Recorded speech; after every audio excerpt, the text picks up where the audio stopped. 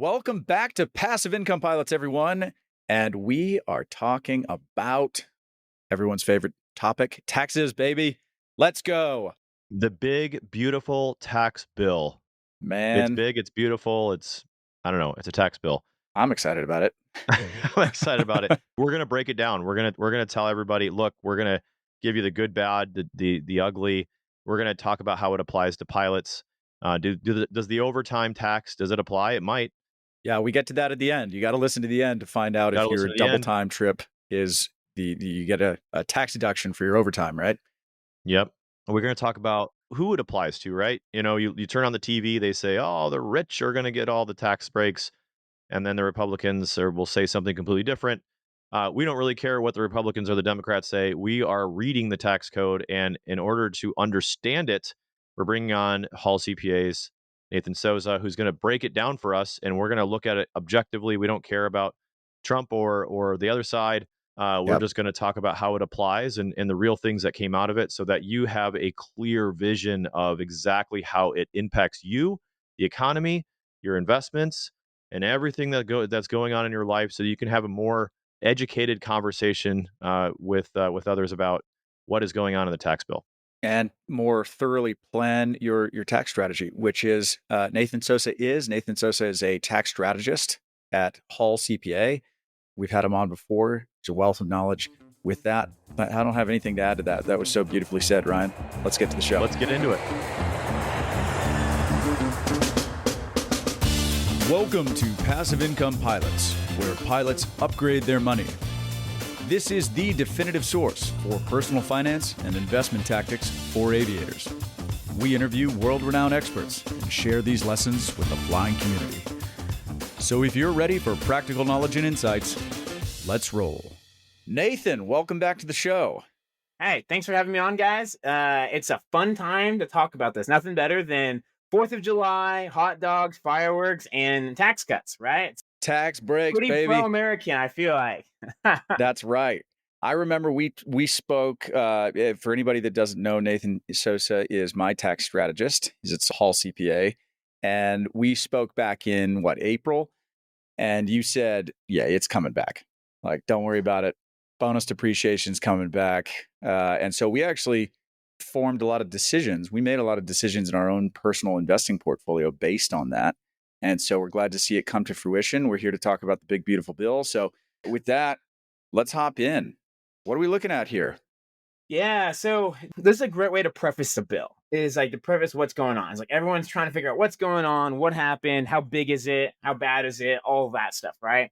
The way I like to think about it is that like we got a couple new chess pieces to play with. We got a couple new provisions and opportunities to use going forward.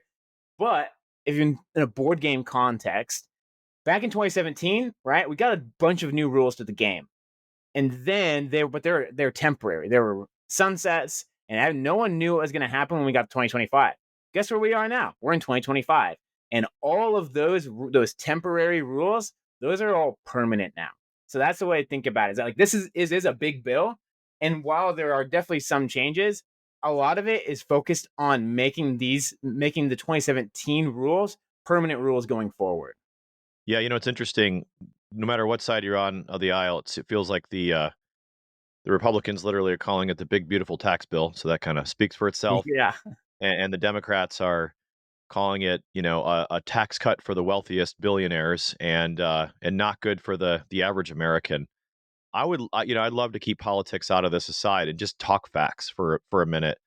It's interesting that, like you said, the Tax and Jobs Cut Act of 2017, it gave us tax breaks, like regular Americans. It cut the taxable rates down, for taxpayers. And yes, they were temporary, and like you said, Nathan, they expired in 2025. But guess what? Those tax breaks for regular W-2 income earners are extended. So, without getting into if this is for billionaires or just for, less affluent people, the fact is that we have tax cuts for everyday W-2 Americans. That's a fact.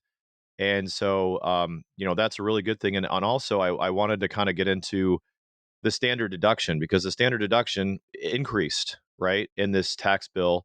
And that, guess what? That helps out everyday average Americans. That's not a billionaire. The billionaires aren't using the standard deduction on their tax return, right? And they're Right. not Right. probably not a W-2 filer. So this is actually really good for the average American, I feel like, in that respect, right? There's other things that got cut, and we can get into that. The standard deduction is a big deal for pilots because we no longer can do that. We used to be able to deduct cable expenses because we watched the Weather Channel before we left the house, and we could deduct headsets. And we did this whole crazy per diem thing, right? Where we would figure out all the layovers. I hated that, by the way. And there was per diem calculators and how much you got for every state and layover and city and all that.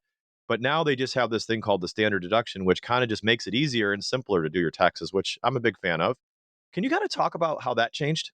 Yeah, definitely. So what happened there is the new cap got bumped up to $31,000 for those who do married filing joint, right? So it's a little bit bigger. And essentially, what happened in 2017 is like it doubled, right? It got doubled and got bigger, and now it's all inflation tagged, right? That's why like originally it was $24,000, now it's $31,000. So do that math in your head for inflation past couple of years. But basically, this basically makes it way easier. And hey, while you guys love the simplicity too, the accountants love the simplicity too, because there's not as much we have to keep track of and look into. It's like, all right, I need your lockbox expenses, right? All right, I need these random little things that could help you save, but we just got to make sure we document and get all those things to prove that stuff out. So essentially, what happened? All the unreimbursed employee expenses that went away in 2017, those are never coming back at this point. So those are gone forever. They're not coming back. And so you basically like to think about standard versus itemized. If you have state and local income tax, high mortgage interest, and you're a high charitable giver, you're probably going to itemize. If you're lacking in one of those three categories, you're probably going to be a standard deduction person. And that's better for you because the itemized deduction is only if you have those amount of expenses in over $31,000. If you're less than that, then you're going to get a bigger deduction for yourself and help save on taxes. Like you mentioned, Ryan, everyone gets to take advantage of that. Yeah, and so let's break this down a little bit further. So when I think of, the wealthy, right? Maybe we'll cut this off at 150K of household income a year. Let's talk about how this tax bill benefited people making, say, less than $150,000 a year, because that's what we're really talking about, right? Because I think this really plays into the greater economy and maybe how Americans will actually, at least at the federal level, will have more money in their pockets to spend, and that could drive economic growth in the United States. Can we kind of talk about how maybe the 150K people are benefited? Yeah, definitely. So I would actually even raise that to 200K people, right? So 200K Okay. people, married filing joint, right? That's the key. So the first provision that came out that still helps those people is auto loan interest, right? So if basically, and this is Right. a key point too, so we just talked about standard deduction. The next couple provisions we're going to talk about go on top there. You don't have to itemize. There's no special. So like no tax on tips deduction, no tax on overtime deduction, auto loan interest. Everyone has the ability to take that without itemizing. So it's what we call an above the line deduction in tax. And so that means it's regardless of itemizing or anything like that, you're going to be able to use these deductions, right? So it's really, so auto loan's a big one. The phase out starts at $200,000. So you can totally use that and deduct up to $10,000 of auto loan interest. There's of course caveats to the bill because they don't just say, hey, great, you get to take all these deductions, right? It's got to be a brand new car. It's got to be a qualifying vehicle. And what does that mean? Basically, it has to be less than 14,000 pounds. So can't lease it and has to be assembled in the United States. So so unfortunately, that means like a lot of Toyotas, a lot of those types of vehicles don't qualify, but Teslas, Fords, even though they might not be manufactured necessarily in the US, as long as they are assembled in a factory in the United States, it's a qualifying vehicle. Can you talk about just for the me of 10 years ago, what does itemizing mean? What does that mean Yeah, for those who itemize and yeah, who don't? So itemizing basically means that if you have so basically for now in current day time in the past basically 8 years, if you have if you have state and local income tax, that basically means you have these extra deductions that the government says, hey, we want you to be able to deduct these against your taxes because you have maybe expenses greater than what we normally give you. The standard deduction basically says, hey, we think this is the cost of life, so we'll let you write that off against your taxable income, basically, right? That's the standard deduction. It's kind of just an average that they make together. Not correct, but that's just what the government gives.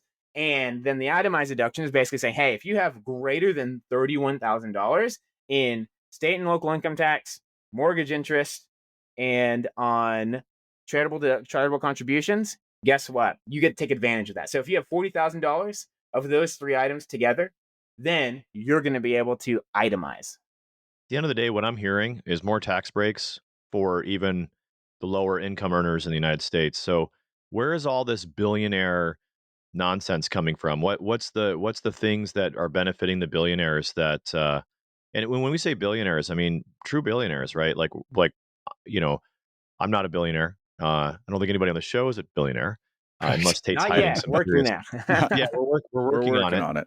right? And so I know us normal guys, like we're gonna get depreciation back to 100%, That's right? right. That applies to everybody, whether you make $0 a year or make billions of dollars per year. So what is like that specific carve out that the Democrats are talking about? Because I'm generally curious to kind of see both ends of this, right? Because you hear all this noise, right? We always talk about, turn the TV off and ignore ignore all the doom and gloom. But what is the unfairness in this bill that people are talking? Yeah, so this is where like the politics get into it, right? The politics get into it. It's like it's interesting, like you mentioned. We'll talk about the salt cap in a little bit, but actually, the way it's written is that it doesn't allow super high income billionaires to utilize it any longer. They actually don't get to use that. So what it comes down to basically is if there's a business provision, the Democrats assume that it just goes to the wealthiest people. That's what they assume for the most part. If there's a business provision, business expansion, they say, oh, that's for the wealthy. That's not for everyday Americans. Is basically what they do because it's politics, right? It's politics. They have Yeah, platforms they have to run on. There's fundraising they have to do, right? Like let's all be realistic about this. It's all about how long they can stay in office. Not all of them can care as much about their constituents as like we hope they do. But essentially, it's the business provisions that come down into it that they're looking at. I had a funny epiphany last night after coming home from the Houston property tour. And that was that, who is writing all of these articles? It's like you pop open Apple News and you think about, does anybody know any journalists? Like they're probably not these like really switched on entrepreneurs. Like they study journalism and they're probably making $90,000 a year and they're not killing it in 2025. And so everything kind of seems doom and gloom to them. I don't know. I just had that weird it's funny. The people writing the articles aren't the people that are taking advantage of bonus depreciation. So I don't know, but it's like you could if you just listen to this podcast. You yeah. know? Well, and I think that's the thing. It's like, right, like you've got to, if you're listening to this show, I hope that the light bulb has gone off and you're like, okay, I can control my destiny. And it starts with knowing what the government lays out in tax incentives, right? Right. Like if you don't like your tax, change your facts. Whatever you're doing day to day to position yourselves. And oh, by the way, like this tax bill gives you a tax break, even if you just don't do anything and you just do your Right. W-2, right? Absolutely. And your standardized deduction goes up. Your auto loan interest goes up, right? Okay. So Nathan, what else is in this thing? I really want to get to like every one of these major Yeah. bullet points. So we'll focus on the individual provisions we mentioned a second ago, right? We talked about auto loan interest. We'll talk about the no tax on blank. That's what I've called them on like whatever that were presidential priorities and promises made and how those wound up coming. So I'll talk about Social Security first. The no tax on Social Security because that's the shortest one in my opinion. Sorry, there's no actual no tax on Social Security. That's not what happened. We'll just be realistic. It's one of those things that we just talked about where politicians say, hey, this is what happened, right? And everyone goes, oh, great. And then you actually look at what it is, and it's not the case. So basically, seniors, anyone $65 and older, actually gets a personal exemptions was a thing that went away back in 2017, came back now because they got bigger standard deductions. But seniors get to take advantage of this. So basically, you get an extra $6,000 tax break on top of standard deduction, et cetera, all this stuff, right? So that's the no tax on Social Security. It's not actually doesn't mean Social Security is not taxable. It just means that you can get an additional deduction for having lived to 65. It's a kudos to you from the government. Interesting. I real quick before we move on to the next things, I do want to kind of come back and make sure that if you've been following along on the show, we've talked about buying airplanes and leasing them back to a flight school, using them Yeah. for a business purpose. We've talked a ton about real estate investing. We've talked about the benefits of bonus depreciation and cost segregation. Literally at the happy hour last night, I had a pilot come up to me, pull up his K1 that I believe, Nathan, your firm did at Hall CPA, and show me, hey, my taxable income at Southwest was, I don't know, 450K. and here's a $104,000 deduction on my taxes. I listened to your podcast. Yep. I did what you said, and I got 100 grand off my taxes this year. That's real. Those are real dollars, right? Yep. Right. Just by following some of the friendly discussions that we have on the show. Again, we're not giving tax, legal, or investment advice, but this tax bill did something that I just want to underscore. People are, what are the benefits of this thing for real estate and for plane buyers, right? It brought back 100% bonus depreciation. And I know we have a million episodes on it, but break that down. What does that mean now when you buy an airplane that's for business purpose? What does that mean when you buy that $1 million Cirrus and give it back to a flight school? Or you buy real estate and you cost seg it. You buy Right. real estate. We're buying this Houston portfolio. Tate and I are teamed up on that. What does that mean now? What greater tax benefits does an investor have now because of this bill? Totally. So basically, 100% bonus depreciation. We've always had some form of it since like around 2010, but it's always kind of like we get 100% for a little bit and then it goes back to 150. It's been a little bit of this, a little bit of that. It goes up and down. It is permanently going to remain at 100% until Congress decides to come in and say they want to change it. And guess what? Congress, whether Democrats in power, whether Republicans in power, whoever it is, hasn't really touched bonus depreciation. Maybe they let it fall off, but guess what? Since it's 100%, it can't fall off any longer. So what that means is if you purchase that plane, if you purchase real estate and you get a cost segregation study, that means that anything that's an asset listed on there, which planes, which a jet, Gulfstream falls into, is depreciated less than 20 years. Guess what? Means you get to take that deduction in 2025. And guess what? An airplane let's just get a little more direct. $1 million Cirrus that you buy is now 100% write-off, right? Right. 100% Exactly. of the airplane's written off. So now $1 million airplane, get $1 million write-off to buy it.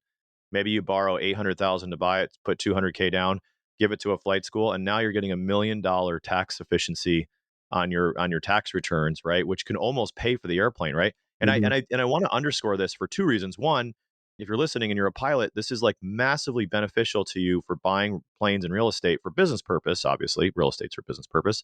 But number two, I also think it's important to talk about how this bill sets up the economy, because now people Absolutely. are incentivized to do To these go things now. spend money. Go That was the spend point I money. was just going to Yeah. say. You think we're going into a recession? No frickin' way. I mean, people Yeah. are going to be spending like crazy because now you got 100% bonus. You got a tax problem, you just spend your way out of it. This is what happened in 2017 when we got bonus for 5 years. 2017 to 2022, of course, there's the wild card of COVID there and injecting trillions of dollars into the economy. But overall, things went nuts. I mean, real estate values went nuts because everybody was saying, oh, I can buy $1 million apartment building, cost seg it. Now, I want to point something out that Nathan said, 20-year lifespan. So it has to be less than 20-year lifespan in order to be eligible for 100% bonus depreciation. Real estate does not fall into that. You might be wondering, well, hang on, real estate's 27 and a half years for residential, 39 years for commercial. That's not less than 20-year lifespan. So how do you write off real estate? Well, through a cost segregation study. So go back and listen to one of those episodes where we talk about that. Yeah. So good for real estate, good for the economy, good for and also buying manufacturing equipment, right? People want to buy Absolutely. plows and backhoes and all these things that run their construction businesses. All that equipment now is 100% bonus depreciated, and that is a huge deal for people that are starting a business and creating jobs and doing economies. Nathan, what else is there? I hear there's this thing about $1,000 when your kid's born, and then you can put money in to some type of account. Is that still Yeah, on the table? so I Yeah. I call this provision the Thanksgiving fight provision because it's called a Trump account, right? It's like I think it's on purpose, so you have to say his name at Thanksgiving when you're talking about what you're contributing. It's just Jeez. my personal take on it. I just think it's funny. It's unfortunately politically themed. However, there's some decent items behind it. Basically, think of these Trump accounts as pre-18 and IRA accounts, basically. That's essentially what they are. And so basically, if you have a kiddo that's under 18, you can contribute up to $5,000 a year for them. And there'll be basically, you can, once they're older than 18, they can use these items and take whatever you've gotten from the S&P 500 over that time frame and pull that out, whether for college tuition, they talk about getting like technicians licenses, or even paying down small business loans. If someone's entrepreneurial and they want to go get an SBA loan, right? They can be used for that. There's $1,000 credit you get as long as the kiddo is born after January 1st, 2025, that you can make an election for. So if you contribute $1,000 in, let's say you do it this year. So actually, I may rephrase that because it doesn't start till next year. The program does not officially start until next year in July. But next year, if you have a kid that was born after that, you can claim the credit on your 2026 tax return when you do a contribution into that. Nathan, I want to ask a really complex question, and it might not even be interpreted yet. Let's get back to bonus depreciation for just a second. So the bonus depreciation is for land purchased after January 19th, 2025. That's when it goes back to 100%. Yep. So where is this no man's land, and what are all the nuances to it, right? Like if I bought a property on January 18th, are you telling me that I only get 40%? Unfortunately, I am telling you that. That is the unfortunate Okay. piece. It's the unluckiest 19 days of 2025 so far. If you fall And into that why bucket. why did they pick the 19th and not, I don't know, the first? This is one of those things where you might say it's a little political, because I don't know if you know what Yeah. happened on January 20th, but a new thing happened in America where somebody may or may not have stepped into office. And so Got basically it. those days were the old administration, so you don't qualify. I'm not going to say who it was and what happened there, but you can Got it. figure that out. Hilarious. So so Quick let me aside, ask. it's like I initially thought, like when I'm looking at this, like my tax brain's going, I'm like, oh, it's for the budgeting purposes and policy stuff. And someone goes, dude, it's just the inauguration day. I'm like, oh, okay. So there's no So science, no logic behind it. It's just political. so I bought some vacant raw land, I think in like November or December of last year. Yeah. Just assume a December for purposes of discussion. We're building a new self-storage facility on it. Are you saying because I closed on that land in December, it won't qualify for 100% bonus depreciation after I finish building it a year from now? It won't qualify when I Yeah. So I'm glad you brought up that specific point, because self-constructed assets, it matters when you broke down, and it matters when you had there's a multiple things we can do. We had something Ah, similar to this in 2017, right? So if you purchase raw land, no big deal, right? We can't depreciate land anyways. What matters is when you break down and when you get to around 10% of construction completion, and even then, there's still things that we can look at. There's elections we can take where we can basically componentize the building and say, hey, great, sorry, there's a portion of it. Let's say you broke ground in December, right? You immediately were able to get shovels in the ground and start working on it. Maybe you got part of it done, and that portion is unfortunately going to be in that 60 to 40% category for that month and a half time frame. But everything else that you've been working on since then is going to be eligible for 2025 100% bonus depreciation. interesting. That is a huge nuance because we're building a Yeah. lot of self-storage facilities. We have one in Port Wentworth, Georgia that would apply to Yeah. this. One in Oak Harbor, Washington, in the Growth Fund. We Yep. also have one in Bellingham that we're breaking ground on. So yeah, that's a big deal because that could really change the tax efficiencies from those new construction projects. So that's very, very good. Yeah, it's gonna be a lot of weird cost segs coming out, a lot of weird cost segs and a lot of weird Yeah. elections. Because what's great is that we don't have Yeah. to worry about this in 2026. Anything that happens in 2026 is a thing of the past. It's just You going to mean be this weird timing thing we have in 2025. you mean 2024 2024. Yeah, last year. last year? You were right. So yeah. So I guess what I'm saying is that we have the 19 days 2025 that's not eligible, that we got to look into doing these weird elections. We won't have to worry Right. about that in future years because there's no weird 19 days we have to worry about. Call those the Trump elections. The I'll just say Trump, it. yeah. Yeah. Okay. So we've covered a lot of ground here. A lot about how taxes are being reduced for everybody, except maybe to some exceptions, some phase outs to really high income earners or billionaires. Is there anything else?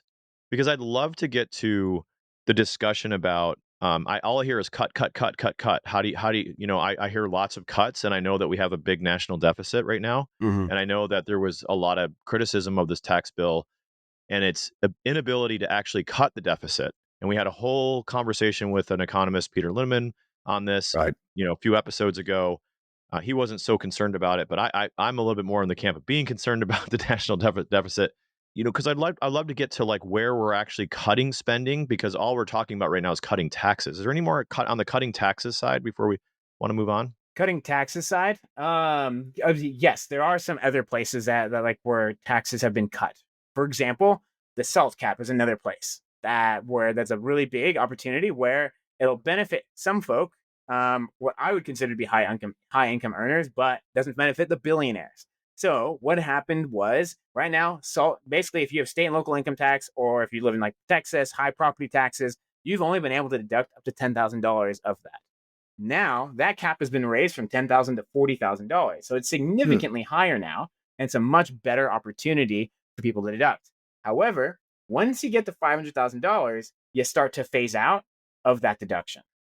So let me just break this down. So if I own a $2 million house in California and I pay an obscene amount of income tax, or maybe even Texas because they have high income taxes, and I pay $25,000 in So property Texas taxes property every year, taxes. Yep. I can deduct that against my earned income, essentially, right? And if I make under 500K, yeah. Basically, Essentially, Yeah. I view this as in 2017, the Trump administration going, hey, just because California takes, is charging you high taxes, don't put it on us. You can't deduct California's state tax against your federal income tax.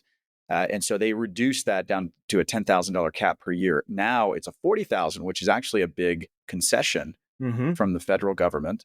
But you're saying it phases out after 500,000. It does. Basically, the way the math works out, once you get to $600,000, you basically go down $30,000 back to 10K. You can't go below 10K. Right. But once you get back to 600, like at 600K, you start getting phased back down essentially. So effectively, a larger tax on the rich. Basically, That's more tax. Yeah, That's more taxes on the rich. the Which taxes is, it remains is on what the it rich. is, right? Yeah.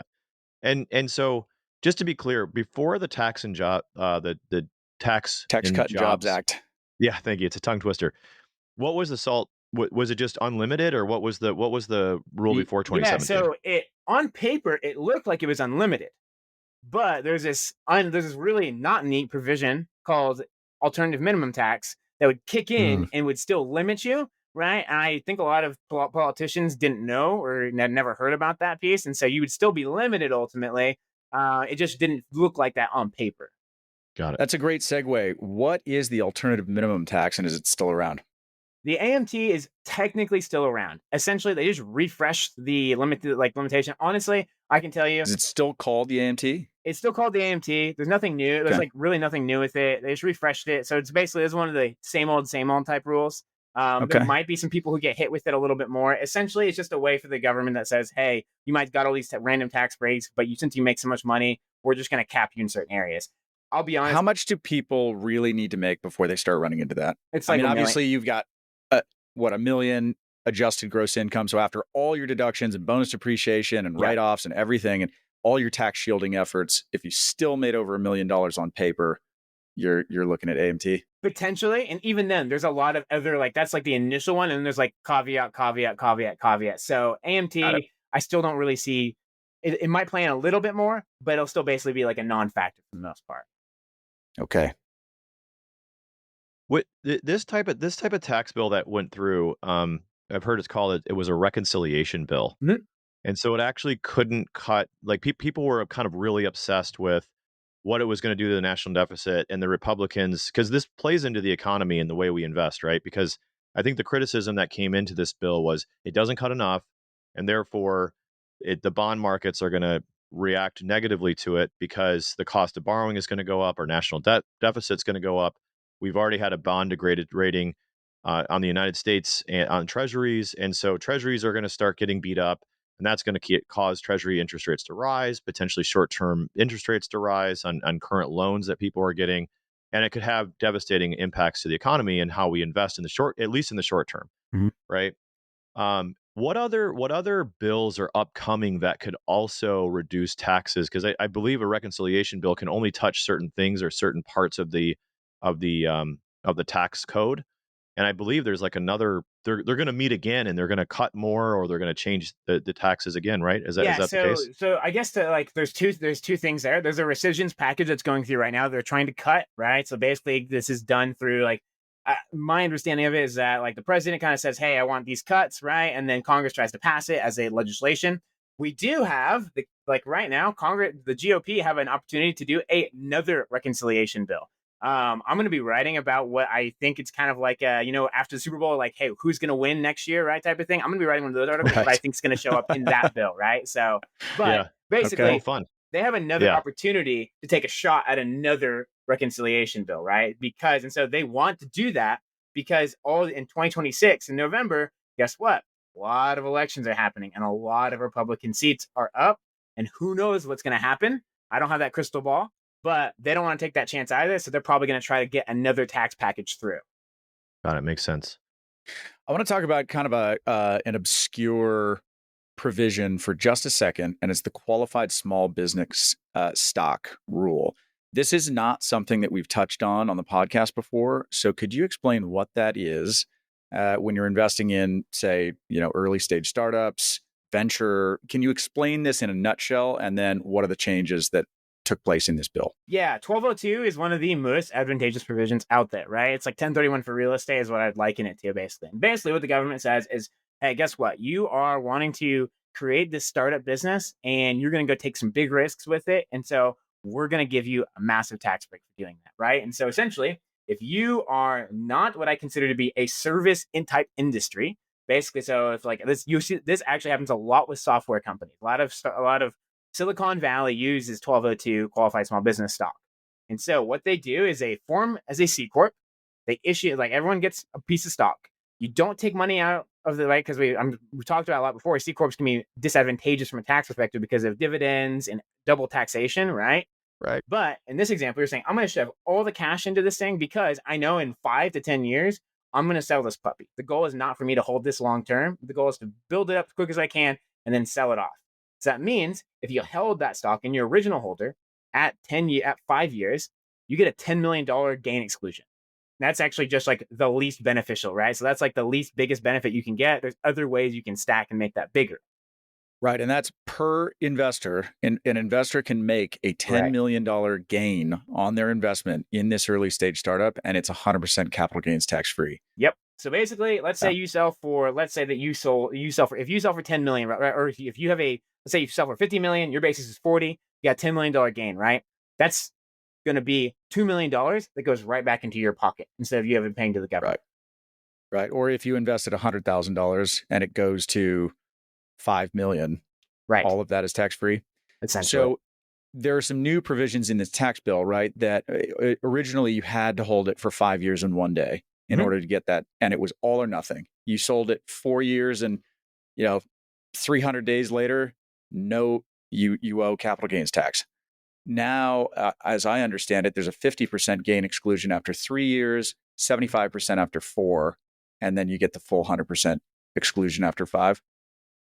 Yep, that's the new rule. Basically, they're trying to give more off ramps for people. So people get hesitant getting into these types of deals. Like, hold on, you're telling me my capital is going to be locked up for 5 years, and that makes some people antsy.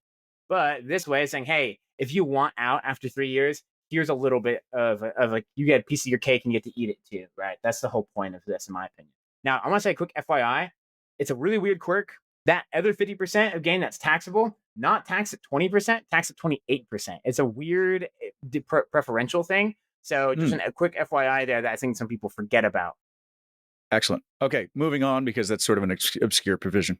No, yeah, and the only other one I wanted to add in is the child care or the child tax credit increased to $2,000, I think, per child. $2,200. $2,200. Yeah. So basically, $1,000 was the old credit. Now it's basically they've locked in $2,000 and they increased another $200.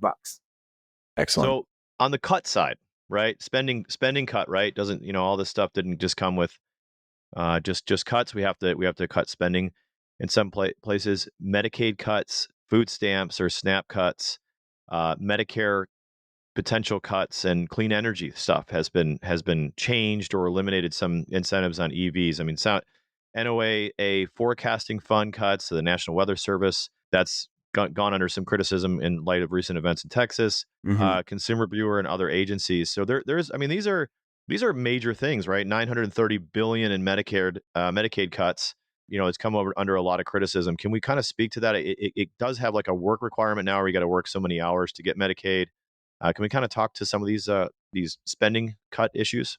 Yeah, so a lot of that. Yeah, so look, these are not tax provisions, so I'm definitely not the expert on these types of items, right? Sure. But that's my understanding, is that there's some working requirements that are involved there. Basically, there's Social Security number requirements that you actually see throughout the tax bill, and then of course the energy credit cuts, right? So basically, the Democrats passed the Inflation Reduction Act a couple years ago under the Biden administration, and then the Republicans went, "Thank you so much. We're going to use that to pay for our new bill," right? And so basically, that's what happened here. They ripped all that out. and said, "Thanks so much. Thanks for helping us pay for all of our new tax cuts." Right, and so it's what they basically did. You just trade one form of tax cuts for another form of tax cuts. What's happened here? And so, talking about the EV credit, like you mentioned, right? So if you want to get a Tesla, Rivian, whatever, you're gonna have to get a contract today or before September 30th to actually get advantage of this credit. And then a lot of the residential home energy credits too, those are kind of going away as well. Basically, if you place them in service this year, you're fine. If you decide to get solar panels or something like, or a geothermal pump in 2026, you're not going to be fine. Those go away at the end of this tax year. So just FYI there. However, do want to caveat this. So based on my current reading of the bill, solar panels for a business property still in play. It's just residential, like your personal home, that goes away at the end of 2025. Interesting. Ben, let's be honest. I looked into getting solar panels for my house, and they just mark up the tax savings in the price of the solar panels anyway. So that's a big secret ultimately here. Yeah, who was really getting that tax credit? Not the individual. Well, and Ryan, you can only make power in Seattle like 4 months out of the year. That's true. That's true. So going back to the entitlement spending, I have a stat here that I think is really interesting, and I don't think this gets talked about in the media. Anytime you try to cut an entitlement, everybody gets up in arms, and it's like this is my right. But let me read this. The average age of the U.S. population is 40 years old today. In 1970, it was 28. In 1980, it was 30. And in 2020, it was 38. So when your workforce stagnates, your retiree population explodes, problems ensue. Currently, there are slightly over 2 people in prime working age labor force to support every retiree. By 2035, 10 years from now, the dependency ratio will be 1.8. So it is important. I mean, you look at that stat, it is important to get entitlements under control and make sure that we don't go broke with the silver tsunami. It's just a fact that there are less kids than there are this big demographic tidal wave of people entering retirement age, and people are living longer and longer. So anyway, 2 cents, take it or leave it, but something to just an objective fact to put into your decision making or your opinion making when you're looking at this stuff. Well, I mean, I think, again, non-political show, but at the end of the day, nobody wants their little special corner cut, right? We don't want to cut spending on old people. We don't want to cut spending on young people. We don't want to cut spending on businesses. We don't want to cut spending on employees. We don't want to cut spending on people who can't work or don't work, or right. Everybody's got their own, and so when we have a political agenda, everyone's going to run to the corner to the reason why they got elected, and they're going to represent their special interest groups. Yep. And this is the way that the pendulum is swinging right now: is cuts to entitlement spending, and permanent tax cuts for probably most of the constituents of the elected officials, right? And I think, Nathan, I can't wait to read your article about predictions for the next bill, because with elections in play and seats in jeopardy, that's going to be probably wildly different and very dramatic. So yeah, all right, we got 10 minutes left, and we saved the best for last: tips and overtime. So as airline pilots, we have a minimum guarantee, and everybody's wondering, what happens when I pick up that green slip? What happens when I pick up that double time slip now? Can I just ruin it, Tait? You definitely. Yep, go ahead. It phases out at how much per year? 300. So basically, at $300,000 of gross income is where it starts to phase out. So you can 300,000. So can you get it? What if you write off a bunch of real estate against your W-2 because you claim rep status, or you're doing an STR loophole, okay, or so you invest in some that. oil and gas? That definitely 100% can qualify and can work that way. It definitely can. So let me just make sure we're very clear. So is it any overtime up to 300K, and then any money made after 300K you don't get or is it all or nothing? Yeah. So how the Is it a light provision switch? so how the provision works right now is basically, at least, and this is our understanding, we need regulation and guidance from the IRS for a little bit more understanding of this. So basically, the provision specifically referenced to the Fair Labor Standards Act of 1938, right? Not a tax provision whatsoever. And so there's ambiguity, a little bit of ambiguity, whether it's just because that statute specifically mentions 1.5 time overtime. So That's the question right now. Are you going to be eligible for basically your differential, or are you going to be eligible just for the half piece? We don't know that right now. But like you mentioned, if you find a way to get your adjusted gross income down below $300,000, it should qualify you and should allow you to take advantage of the $25,000 of overtime compensation here and allow that to be tax-free. How that So happens, though, it's a deduction. So it's specifically time and a half. It's not double time. The provision specifically lists that. The statute written in the tax bill is ambiguous, and so we're going to need guidance from Treasury, which the IRS, on how exactly they want to define that. Well, I volunteer as tribute.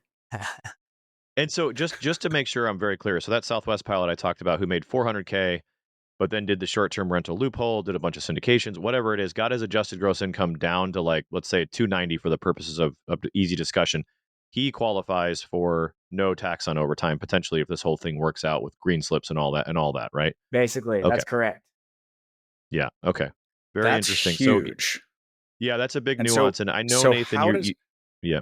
Sorry, real quick. So how does that work from a practical standpoint? Because you just said it, but it's a deduction. What does that mean? Correct. Yeah. So it's not an income. So there are income exclusions in the tax code, right? Like selling your principal residence, stuff like that, where it's like, it's not including your income whatsoever. This is a deduction. So basically it says, hey, if you have overtime reported on your W-2, which is going to be a lot more boxes on your W-2 going forward, just FYI. And so there'll be a box that says, hey, Tait made $20,000 of overtime this year, right? This is his overtime differential that he made. And so then what's going to happen, you're going to report that, and there's going to be an offsetting line somewhere on your tax form that shows I don't know what they'll call it, no tax on overtime compensation, basically. And it's going to be a $20,000 deduction to offset that. Okay. Got it. So it's just so it net neutralizes. It does. As long as it you're neutralizes below it, but it's in the form of a 300K. deduction instead of like an income exclusion.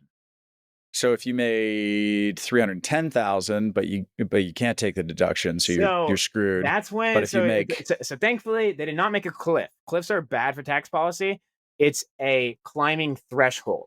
So for every deduction, so for every $1,000 over the threshold, you lose $100 of a deduction, right? So as you steadily climb over that, like you will get phased out, but it's not so if you're just over it, you still get to take advantage of some of it.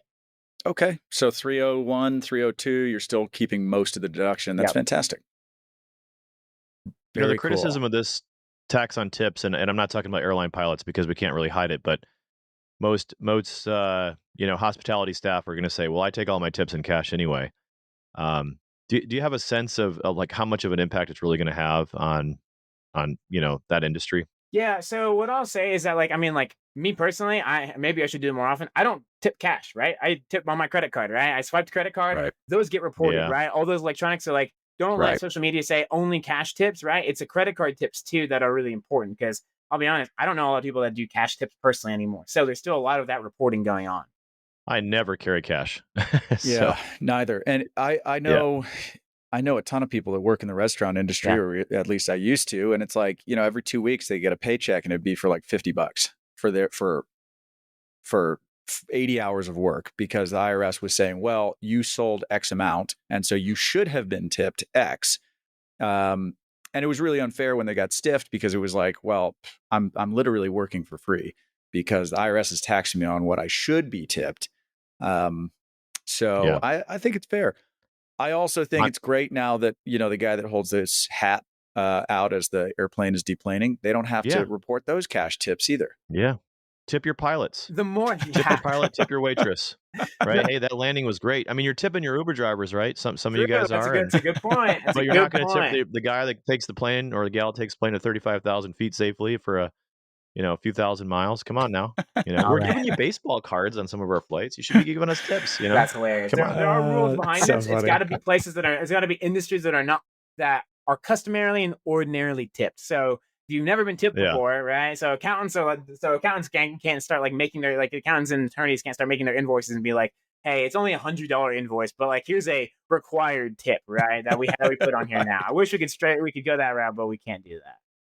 But it's tips and overtime, right? To be clear, there are two different. Pay. Yeah, there are two. Yeah, there's overtime and tips. Absolutely, two different buckets. Gotcha. Well, that's huge, because if you are, if you're only making $200K and you get called for a time and a half trip. I mean, that's awesome.